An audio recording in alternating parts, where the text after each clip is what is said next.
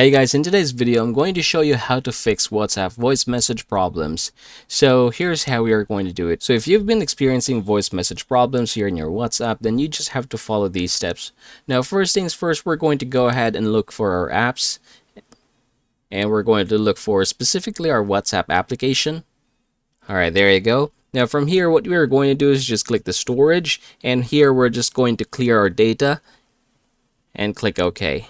Alright, as you can see, we have already cleared our data. Now we are going to go ahead and close this one. And then the next thing that we are going to do is hit that permissions. Now here you have different permissions here and they are all denied, as you can see. So you're going to go ahead and click this one here, click allow.